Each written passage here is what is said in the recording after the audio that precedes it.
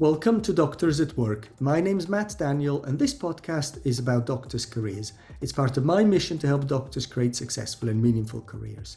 Today's topic is burnout, and of course, this affects many people in the helping professions. In this episode, Amy Foster and myself talk about how you spot burnout when you're in the middle of it and what can be done about it. Better than dealing with burnout would, of course, be prevention. And we talk about how as doctors we're constantly on sympathetic system overdrive, but actually we need to invest in our well-being for the sake of the future, including our own career success and longevity. The reality is that the world will always want more from us than we have, so it is for us to put in boundaries and strategies to set us up for success, both in the short term and in the long term. It is not selfish to practice self-care, and it is quite possible to be both patient-focused and interested in our own well-being.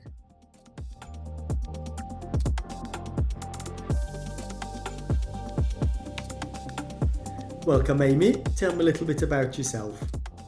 Hi, thank you so much for having me. Yes, I'm board certified family medicine physician. I have been practicing since I finished residency in 2003. Actually, I sold my practice in 2020 during the pandemic due to a lot of burnout, which we'll get to.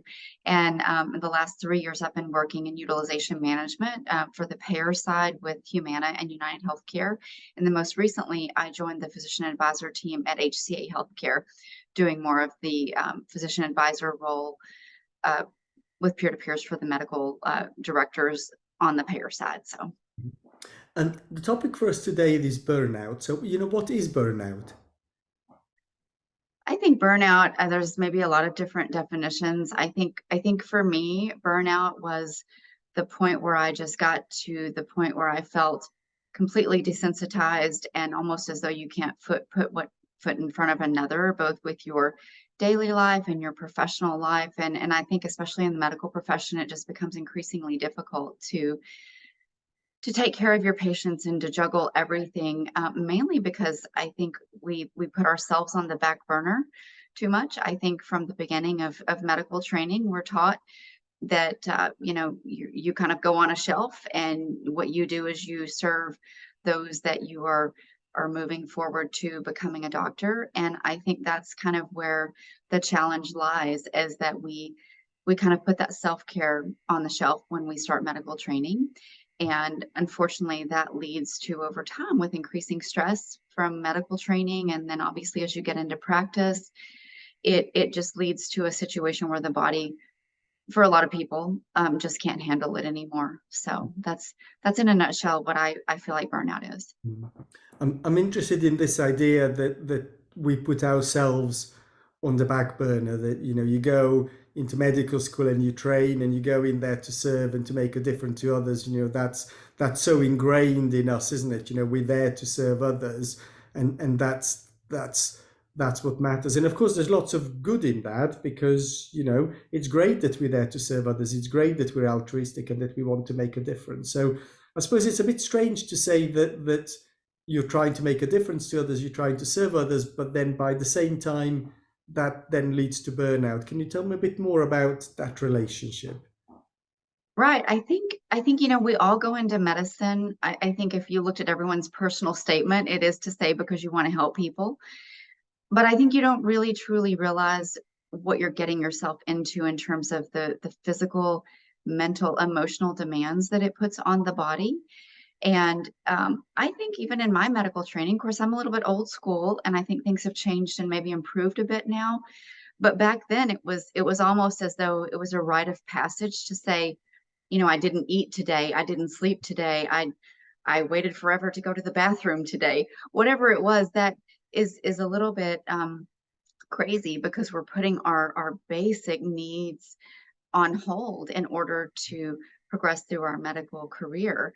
And I think not only just the basic needs, but then exercise, time with enjoying hobbies, time with just doing things that you want to do outside of medicine, because it's as though you have to always be there and be on for your patients, for your colleagues. And then obviously you've got the physical and emotional and mental demands of whatever you've got going on in your personal life. If you're married, you've got children, aging parents, anything like that, I think, the body can only handle so much. And I think, we feel like we need to go into medicine to help people, but we're never given the steps in the beginning to say, here's what you're going to go through. This is what it's going to do to your body. This is what it's going to do to your brain. It's what it's going to do to your heart. Mm. And here are some tips that you should start from day one. Mm. It's almost as though you start medical school, and instead of talking about your standardized patient classes and your anatomy and neuroscience and all of that, they should have a meditation course Mm. where you say, okay, let's have a meditation course to literally teach you how to be in the present moment, so that when you encounter those situations that are going to stress you, because they always are, whether you're coding a patient, whether you're telling a patient that they have a terminal diagnosis, or you're working through them with their chronic conditions and maybe they're non-compliant, all of these things that we've all experienced in medicine, especially for me being primary care. We don't have the tools in our own toolkit to start with in Mm. order to handle those demands for our own body. And then I think what happens is the more you then put yourself on the back burner, on the back burner, on the back burner, there's only so much you have to give before you're pouring from a completely empty cup. Mhm. Is this about you talk about the body and the toll that it takes, and I'm interested. Is this a physical thing or psychological thing, or are the two things the same thing? I honestly think it's both, really. I think, it depends on the person, maybe. I think, for me, it was very physically stressing on my body to the point where it just literally almost killed me in about 2015, 2016. And that's when I started my journey of thinking, oh, how do I get out of medicine? I started coaching at 2 or 3 different physician coaches on burnout and trying to find the tools, like, can I stay in the profession, because I love what I do taking care of patients, but your body can only handle so much. I do know that for some people, obviously it becomes mental anxiety, depression, substance abuse. And I think that can be a very slippery slope as well. But either way you look at it, whether it's physical or whether it's mental, it still is taking a toll on our body and our ability to care for ourselves, our patients, and the ones that we love, because we just don't have the toolkit. And I think once you are in the burnout, it's almost like trying to climb up a wet mountain without the right tools. You can do it, and you can go through coaching and all of that, but I think it's just a little bit harder. So I think learning those tools as early on as you can in your career. I used to tell patients, even that weren't in medicine, learning these tools. Mhm. The irony was I was teaching the patients what it was I needed to be doing myself. Yeah, yeah. But yes. I'm interested in the body because when I was coming towards the end of my training, I weighed 107 kilos. And I don't know how much of that is, I think in US you use pounds. I think it's probably twice as much of that in pounds. Mhm. So a lot. And I wasn't particularly heavy when I started sort of in medical school, but that for me, that was the toll on my body, that I just ate rubbish, and food was there for stress, food was there instead of sleep, food was there for anxiety and everything else. And I lost it, and it kind of stayed on. But it's interesting how it comes out in different ways, yeah, because you said for some people it'll be depression, or it'll be anxiety, mental health related, or it might be a very physical thing. But you kind of said that when you're in the middle of it. I mean, how does one know that one has burnout when you're in the middle of it? For me, obviously retrospectively looking at it, we all know that we've got our sympathetic and our parasympathetic nervous system. And that sympathetic nervous system is meant to be there for us to run from a bear, which we really never need to do, or lift a car off of your child if they get stuck under it. And the parasympathetic nervous system is our calm system. But I think, this driving and driving and driving and putting ourselves on the shelf and the back burner, it leads to an overrun of the sympathetic nervous system. And I think that really creates that just internal stress and strain Mhm. that you feel. I think not only that, physically, maybe that's those symptoms of like butterflies in your stomach, like just, nausea. Oh my gosh, I can't do this another day kind of feeling. It can also be, compassion fatigue. I think when you start, getting frustrated at your patients, frustrated at your colleagues, frustrated at other people. And it really, I think, is because you are not able to give to yourself what you are giving to everyone else. And I think it does become a bit of a spiral. So I feel like, we all know that adrenaline rush, you're running a code, you're saving someone's life. We obviously need that, but we don't need that 24/7 Mhm. to where we are always, always going with that, because it will really disrupt the body. So I think, for me, it was just that ability, um, well, the inability rather, to never be kind of present. I was always worried about the future. I was always worried about the past, thinking about patients. Did I do that right? Did I do that? Thinking about my schedule for tomorrow. Oh, I've got this many patients scheduled. I've got to juggle this. I owned my own practice. So I was obviously juggling not only the patients, but the business side of the practice. And so that was equally, your mind was always in every which direction. And I know as physicians, we're always that way, because every different patient that we go to see, we've got to sit there and think about the differential and what have you. And so some of that is good, because we need that to function in our career. But when it starts going to where it's just a spiral all of the time, and you really feel like you're in the middle of a whirlwind, and you can't just center yourself, get grounded, and take a deep breath and take yourself out of that and recognize for what it is, it's very hard to do when you're in the middle of it. You just know that something's wrong and I can't do this anymore. It's just I can't handle it. When you're having, I saw someone the other day on Instagram, a physician coach, talking about, do you have dreams of wishing you could work at Starbucks or something, that type of thing. Literally, like, Yeah. I'm just going to go to work at Target instead of being a doctor. It's those kinds of things where you just realize that I just cannot do this anymore. Yeah. So that's kind of a really, really good insight there. So, if somebody's out there and they find themselves thinking, I can't do this anymore, then, that's a kind of a real key thing. And if I think, maybe for myself, when I sort of had my very, very first lot of coaching, and a lot of that, burnout was a big element of that. It was actually exactly that, which was, like, what am I going to do? Where's my career going? Yeah. So, maybe not in the sense of, I'm going to work at Starbucks, but, like, what am I going to be doing? Am I going to be working like this for the next 20 years? So it precipitates, that, okay, I can't see myself doing this for the next 10, 20, 30 years, whatever it is. So that kind of strikes me as a really, really important insight. But it's interesting how it comes out in different ways with different people when you are in the middle of it. You said that there's a set of skills that it's a shame that people are not taught that right at the beginning. So, maybe if let's say that I wave a magic wand and, and you're in charge of designing a medical school curriculum that's based around future physicians' well-being, what would undergraduate education on this topic look like? Well, I went to a spirituality and medicine conference very early in my professional career after I finished residency, and they had us in a room, and it was very profound. This is what I think they should do in medical school.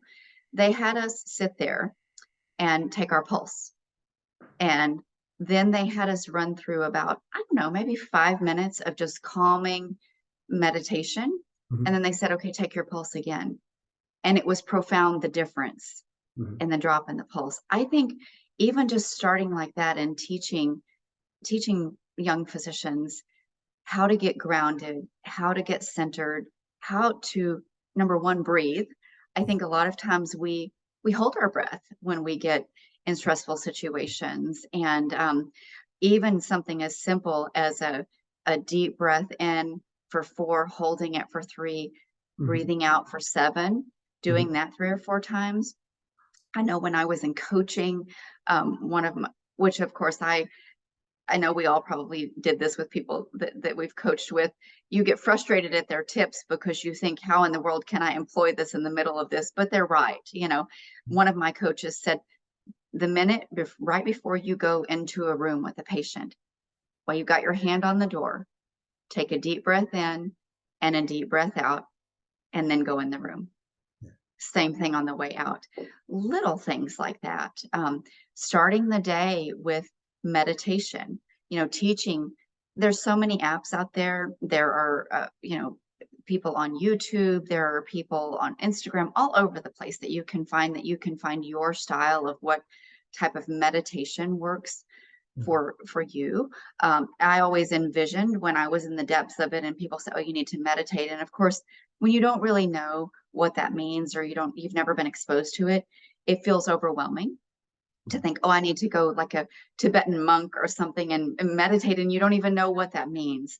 So for me, I've always found that guided meditation has been super helpful because it's someone walking me through it, and it gets me out of my own head, to where I don't. Obviously, you're going to have some racing thoughts potentially in the beginning, especially when you're in the middle of burnout. But I think it gives you something else to focus on outside of yourself, to progressive muscle relaxation, those types of things. So I think teaching those types of skills. One other tip that I have found, especially in the last couple of years, with just trying to rebalance the parasympathetic nervous system, is called yoga nidra, which is a relaxation technique. It's not yoga like people think of, but yoga nidra, which gets you into a profound relaxation state during it's almost like a guided meditation, but the people that are skilled at these topics will guide you into a state where you're not asleep, but you're not awake, and you're in the middle of that.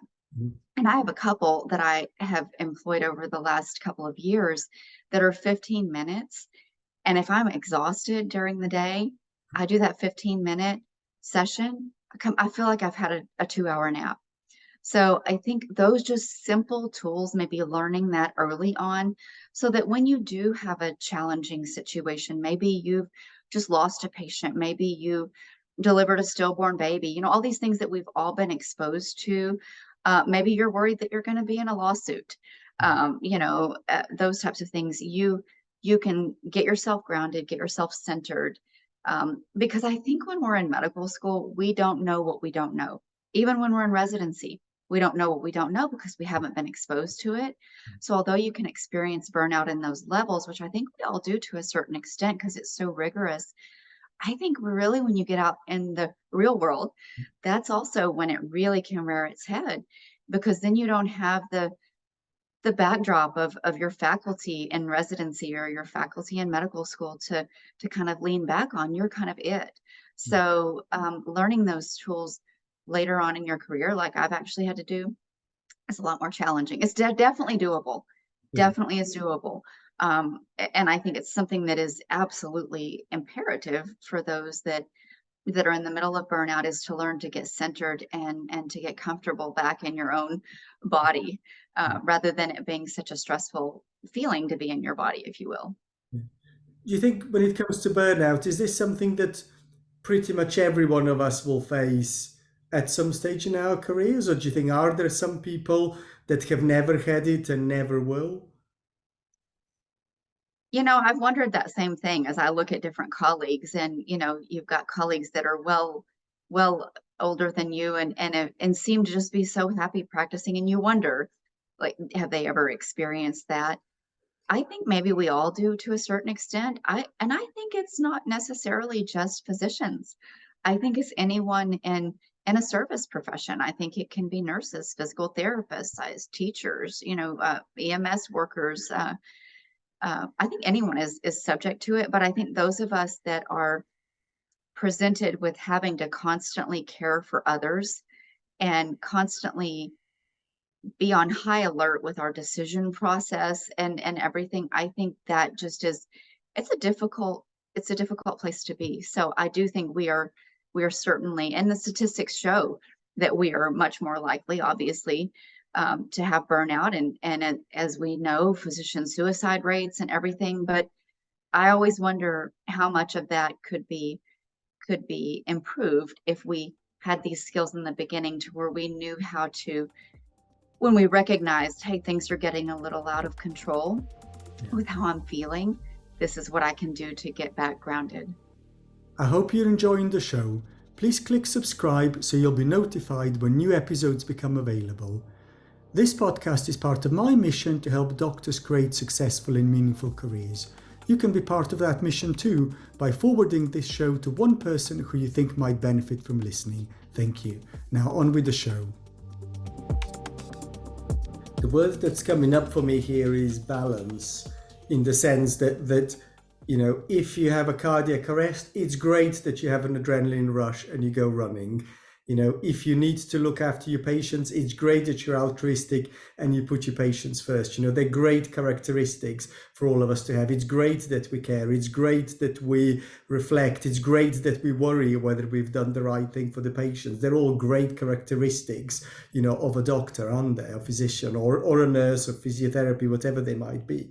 But the problem is that I heard you talk about is that when that becomes all the time, when 24 hours a day you're worrying, you're caring, you're catastrophizing, you're having an adrenaline rush all the time, which lots and lots and lots of people do, probably outside of healthcare as well as in healthcare, because I think the world seems very, very fast at the moment. I think Yes. whether you're in healthcare or not, everything seems to be very fast. Yes. And very, very polarized. That much of the world, US is a great example of sort of very polarized, but it's I think in an awful lot of other places sort of. So even if we step outside of our healthcare context, the world around us is all very stressful and very fast.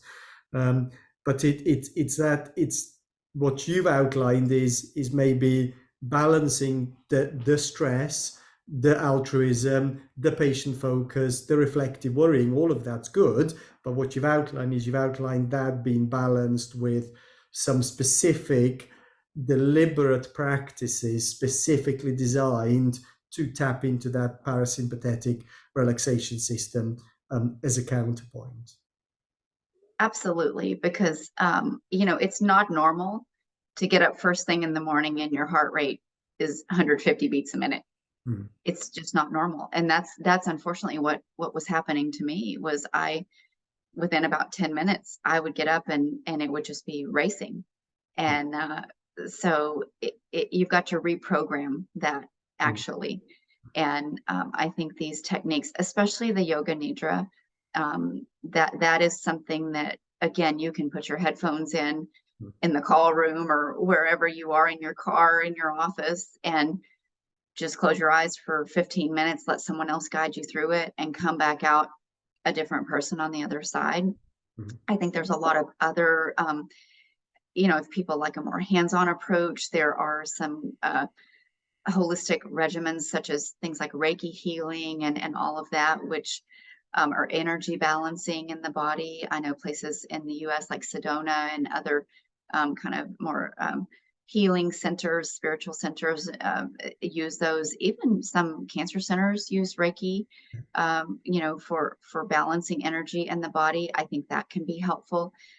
Not everybody is obviously going to gravitate towards those types of things, but for me, I really looked for any and every thing I could get my hands on to try to get things back in balance. So I'm guessing that maybe if you went back and sort of said to yourself 20 years ago, and I kind of sort of said, Amy, don't just do this all the time. Do some yoga nidra and sign up for some wellbeing meditation. I'm guessing that the Amy of 20 years ago would sort of say, what on earth are you talking about? I've got this. I can do all of this. I don't need any of this well-being rubbish. Yes. I'm at work. I'm going to push through all of that. Does that resonate?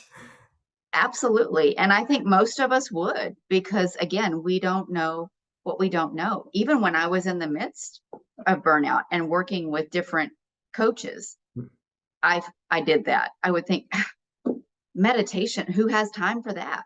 Yeah. Well, we don't not have time for, like we've got to make time Yeah, for it. yeah, yeah. And I think even first thing in the morning, a lot of people, and as I'm sure physicians, grab for your phone. Like, let me see, did I miss any calls? Did I miss any emails? Did I miss anything? If we would just say, you know what, let's just get up. Let's maybe do a 10-minute meditation every morning, 15-minute meditation maybe before you even get out of bed. If it's a challenge, once you get out of bed, to say, okay, I'm going to park myself and I'm going to do it. Because I think we are, as physicians, we're inherently overachievers, and we are very type A about what we do, which is great. Again, for our careers, it's a good character trait to have because it makes us conscientious. But I think we can be overachievers at not taking care of ourselves too. Yeah. And then it almost becomes like we're perfectionists at our work, we're perfectionists at not taking care of ourselves, whereas we just say, let's start the day every day and reframe that. One of my other coaches used to say, structure your day as how you want to see it. Mhm. And in my mind at the time, because I was in the throes of burnout, I thought, well, how can I do that? Because my patients dictate that, because my schedule is this, my schedule is that. But now, again, that I'm out of it a bit more and can look back and say, that was absolutely correct. You can schedule your day. You can say, okay, I'm going to allow time for this. There are certain things that are not negotiable. Skipping lunch so that you can do your chart, skipping lunch so that you can continue to see patients.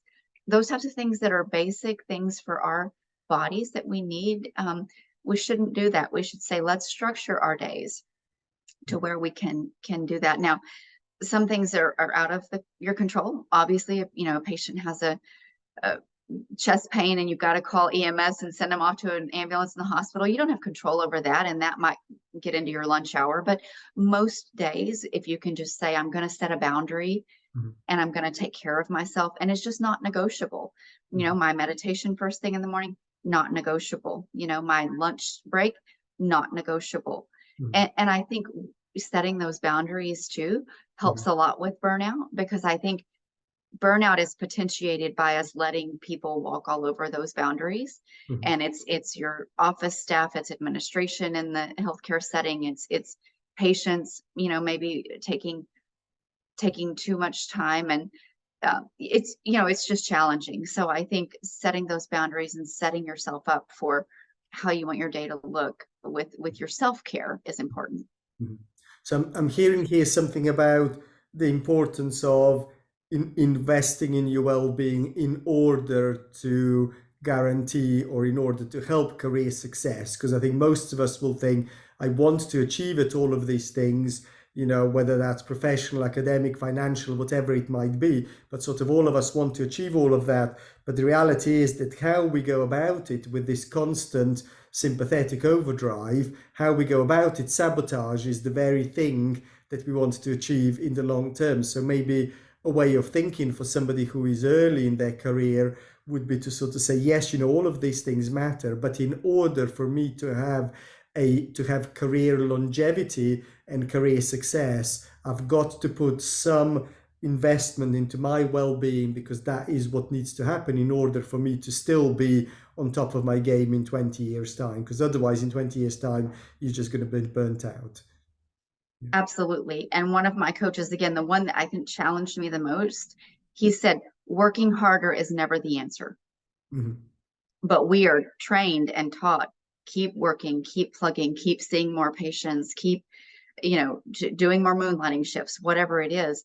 But that's really never the answer. Again, like you said, even for the short term, but especially for career longevity, it's never going to be the answer to do more cases. And even in my career on the other side of medicine in the non-clinical world, working for the my last position, it was do more cases, do more cases, do more cases. And that's, again, it's never going to be the answer in any profession, because if we do that at the expense of our own well-being, it's like the definition of insanity, doing the same thing over and over again and expecting a different result. And And again, I think being able to recognize that, I think for me, that's what I was able to do finally, was to say, okay, this is very familiar. This feeling in my body, this is very familiar. And this is not something that is doable for me at this point in my life. And I'm not going to go back to that. So I think once you've been through it and you've recovered from burnout, you are finally able to say, okay, this might be happening again, because it can happen really no matter you get out of medicine and you get into a different career. If you don't take care of what you need to take care of for yourself. So I wondered earlier when I asked, does this affect everybody? So I wonder the people that you talked about that do seem to be happy and satisfied. I wonder if they are there because they have been through burnout and they've developed their own techniques, and importantly they've learned from burnout, which is, I think, what you talked about, is that there's, this stuff that happens that makes you recognize that things are not as they should be. And sort of for me, a classic would be this telltale signs that I have that stuff is wrong in my life, which is I'm not going out with the dogs, and I'm not exercising, and I'm eating rubbish. And sort of start, three things. Yeah. So I know when I'm kind of sort of seeing a week's gone by, and not once have I taken the dogs out. I go out with my other half. So and I think like the whole week's gone by and I've not done a single dog walk. Then I kind of think, okay, there's a problem here. Or sort of on a Wednesday I have a personal trainer, and when he comes round, and I say, do you know what, I've done no exercise since you were last here. And I kind of think, okay, like how did I go a whole weekend without managing to do any exercise other than what I'm forced to do because because a personal trainer sort of is booked once a Right. month. So like they for me would be telltale signs that something's not right. Yeah. Although the personal trainer on Wednesday, that's non-negotiable. Yeah, because he comes on a Wednesday, and that does not change. So and is that the non-negotiable stuff. So yeah. So I wonder if the people that are doing well are people that have been through burnout and they've come out the other side, and they've learned from it. Yeah, which is they've learned to recognize when and it'll all be different for each one of us, won't it? But people have learned to recognize when for them things are not when they should be. I agree. I agree. Mhm. But that's difficult for people early on, though, because we could go and sort of say, oh, in your medical school, you're going to have one day a week that's going to be devoted to your well-being. But if those people don't recognize the importance of it, like, why would a 25-year-old want to bother with all of this? What would you have to say to yourself from 20 years ago to convince yourself from 20 years ago that this kind of stuff really matters? Yeah, gosh, I think I would have to tell myself that, if you don't do this, you're gonna feel like you're gonna die in about 20 years. I mean, literally. I don't know that you would still believe it because you're young and you feel like you're invincible, and you feel again that overwhelming sense of altruism, like I'm here to save the world and I'm so excited about all of this, and what in the world do I need to sit still for 15 minutes and do a meditation for? But I think somehow, some way, just imparting that wisdom that these tools are just as important as learning about neuroanatomy, learning your anatomy, learning your physiology. It's just as important as that. um, I don't know how we could drive the point home, um, unless they start feeling just in their own life what a difference it feels. Like I said in the very beginning, take your pulse at the beginning of the session, do the session, take your pulse at the end, to show here's what it does literally to your physiology of your body. You can't deny that when, oh goodness, my heart rate dropped 20 beats a minute. I came in here, I was at 90 and now I'm at 70. You know, quite frankly, your heart rate shouldn't be 90 when you're resting.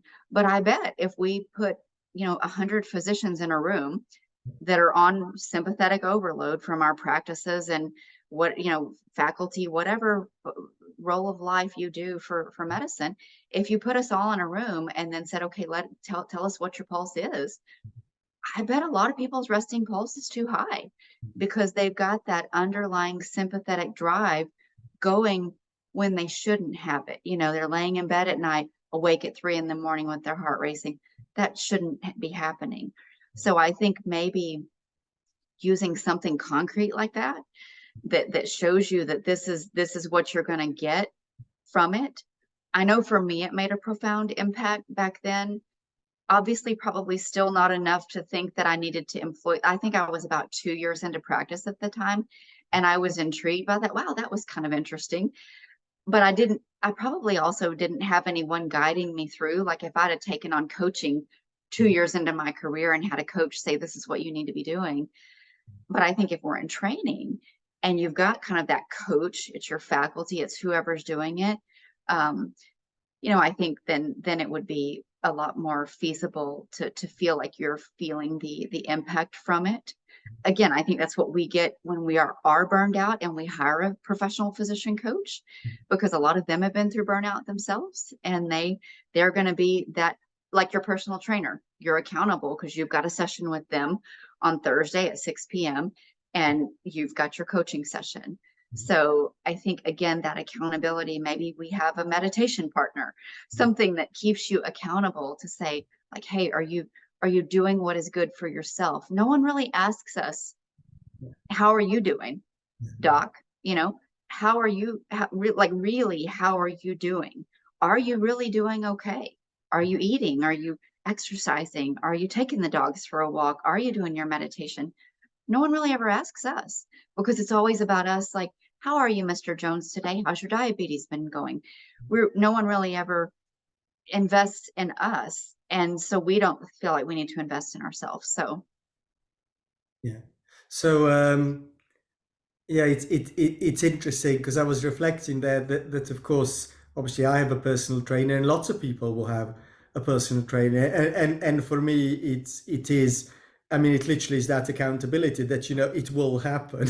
Yeah, because I know fully well if I didn't have a personal trainer, months would go by without me doing any exercise. Yeah, sort of, but at least this way, even if I've done nothing myself, at least once a week, sort of I do exercise. But yeah, I mean, I sort of have regular coaching as well. And I was just reflecting, what I've done for myself. I have regular coaching, and that for me isn't coaching for a problem. So it's not remedial coaching because there's a specific question or a specific problem. For me, coaching is long-term support, in the same way that I don't have a personal trainer because I have a problem with my squat or my bench press. So it's not the problem that I'm fixing, it's that investment in my long-term health.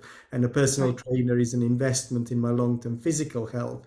And and my regular coaching, which I have now and will continue to have, that's investment in my long-term psychological health. But actually, as I was thinking, for myself, what would have convinced me, when I was 25, that this mattered. So actually, I'm going to go with your shock tactic, which is that what would have convinced me at the age of 25 that this is something that I needed to invest in would be a realization that if I don't do this stuff, my career will unravel, and I'm going to have significant mental health problems, or what happened in my case was that I mean, at medical, that like my weight was almost double what it was when I was at medical school, and that's that kind of shock tactic. If you don't invest in your own well-being, there's going to be a hefty price that you're going to pay.